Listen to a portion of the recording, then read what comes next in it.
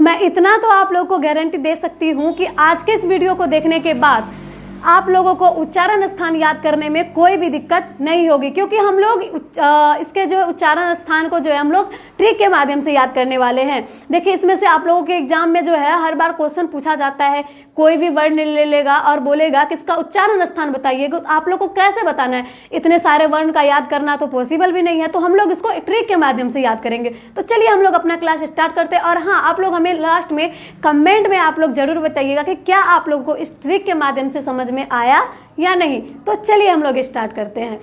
तो देखिए, हमारे पास दिया हुआ है वर्ण, ये हम 1 2 3 4 5। आप लोग ये सोच रहे होंगे कि ये क्यों लिखा हुआ। ये जो है क वर्ग, यानी कि क वर्ग जो हम लोग बोलते हैं, तो क वर्ग का पहला वर्ण ये है, ये दूसरा है, ये तीसरा है, ये चौथा है और ये पांचवा वर्ण है। ठीक है, और उसी तरीके से ये सब पहला वर्ण हो गया, ये दूसरा वर्ण हो गया, तीसरा और ये चौथा और ये पांचवा। वर्ग का पहला वर्ण, दूसरा वर्ण, तीसरा वर्ण, चौथा वर्ण और पांचवा वर्ण। अब आप सोच रहे होंगे कि ये वर्ण, ये पांचवा, दूसरा, ये क्या बता रहे हैं। तो देखिए, इसमें जो है सभी वर्ग के पांचवें वर्ण का उच्चारण स्थान होता है नासिक से, यानी कि नासिक का मतलब होता है नाक से। कहाँ से? नाक से। यानी कि हमारे पास जो ये वर्ग है, क वर्ग, च वर्ग, ट वर्ग, त वर्ग, प वर्ग, इसके जो है अंतिम वाले वर्ण जो होते हैं, अंतिम वाले वर्ण नासिका से इसका उच्चारण स्थान है। इसका मतलब नासिका, यानी कि नाक से इसको उच्चारण करते हैं, तो इसके हो गया नासिक। यानी कि अब आप लोगों से पूछे कि न का उच्चारण स्थान बताइए, तो आप लोग क्या उसमें टिक कीजिएगा? ऑप्शन नासिक से। किस चीज से? नासिक से। उसी तरीके से अंगा का पूछ दे, य का पूछ दे, न छोटी न का या म का पूछ दे, तो आप लोग क्या बोलोगे कि नासिका से। ठीक है, अब बात रही ये सभी चारों वर्ण को कैसे याद करना है। तो इन सभी चारों वर्ण को आप लोगों को याद करने के लिए अभी मैं बताऊंगी। देखिए कैसे। तो आप लोग ये देख रहे हैं यहाँ पे कंठ, तालु, मूर्धा, दंत, ओष्ठ लिखा हुआ है। तो क्या हम लोग के से कंठ बोल सकते हैं, टी से तालु बोल सकते हैं, एम से मूर्धा बोल सकते हैं, डी से दंत बोल सकते हैं और ओ से ओष्ठ बोल सकते हैं? बिल्कुल बोल सकते हैं। ठीक है, क्योंकि ये ट्रिक ही है, तो हम लोग ट्रिक तो ऐसे करके ही बनाते हैं। तो के से हो गया ना कंठ, टी से तालु, एम से मूर्धा, डी से दंत और ओ से ओष्ठ। तो आप लोगों को दिमाग में रखना है ये कि क्या KTM डू, क्या याद रखना है? KTM do. ये आप लोग को याद हो गया होगा, KTM डू। ऐसे आंख बंद करके एक बार याद कीजिए, KTM डू। याद हो गया? और आप लोगों को KTM डू बोले तो आप लोग को ये भी याद हो गया होगा, KTM डू हुआ तो के से हो गया कंठ, टी से हो गया तालु, एम से हो गया मूर्धा, डी से हो गया दंत और ओ से हो गया ओष्ठ। ठीक है, यही था ना KTM DO, KTM डू। तो के से कंठ हो गया, टी से तालु हो गया, एन से मूर्धा हो गया और उसके बाद डी से दंत हो गया और ओ से ओष्ठ हो गया। तो यहाँ पे कंठ तो जानते ही है, तालु भी जानते हैं, मूर्धा भी जानते हैं, मुंह, दंत भी जानते हैं, दांत, ओष्ठ भी जानते हैं, ओठ। ठीक है, तो ये याद हो गया, कंठ, तालु, मूर्धा, दंत, ओष्ठ, इस ट्रिक के माध्यम से। और हम लोग कहाँ से वर्ग लिखना स्टार्ट किए हैं? क से। क से कहाँ तक? प तक। यानी कि अब आप लोग को ये याद कीजिए कि पहले था के और के से होता है कंठ, तो कंठ से बोले जाने वाले क वर्ग। ठीक है, और पांचवा तो आप लोग को पता है कि पांचवा क्या है? नासिका से बोले जाते हैं, नाक से।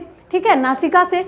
और उसके बाद के बाद आप लोग ये याद कीजिए कि के बाद था टी, तो टी से होता है तालु और क वर्ग के बाद आता है च वर्ग, तो च वर्ग जो है तालु से बोले जाते हैं।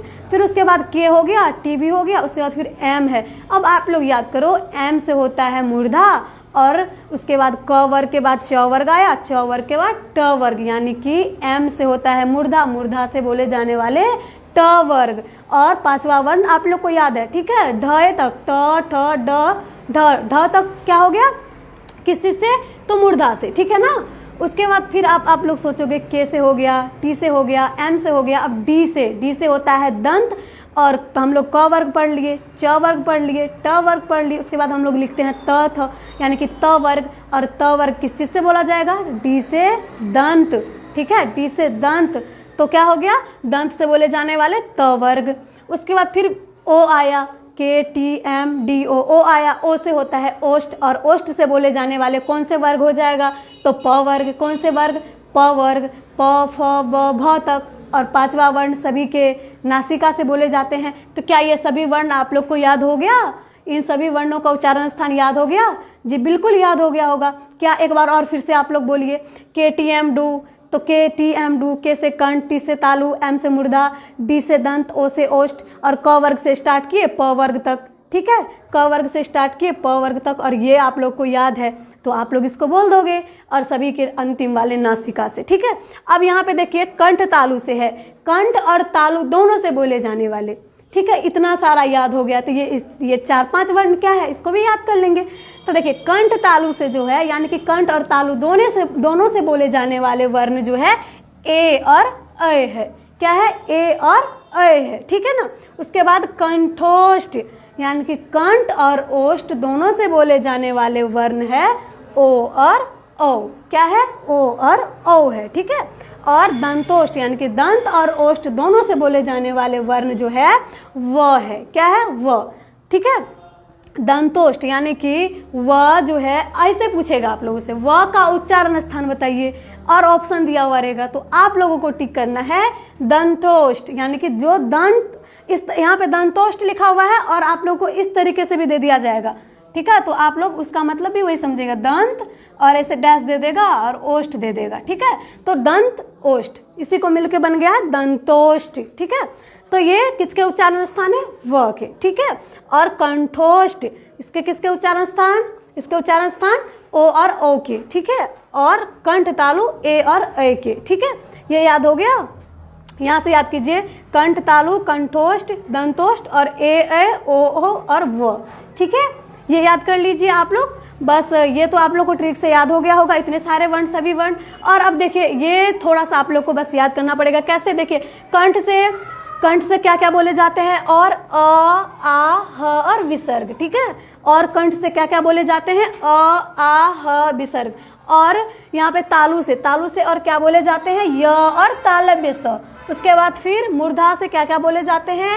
र और मूर्धन्त स। ठीक है, उसके बाद फिर दंत से ल और दंत स। ठीक है, ठीक है, ल और दंत स। देखिए दंत स भी है और दंत से इसको हम लोग बोलते भी है, तो ये याद हो गया होगा, ये भी याद हो गया, और ये तो आप लोग को याद हो गया। और ये बस थोड़ा सा जो डब्बा से बाहर में है ना, उसको आप लोग थोड़ा सा एक बार ध्यान से देख लीजिएगा तो आप लोग को याद हो जाएगा, क्योंकि इतने सारे वर्ण अगर आप लोग याद कर लिए ट्रिक से तो ये क्या है, आप लोग तो 2 मिनट में याद कर लोगे।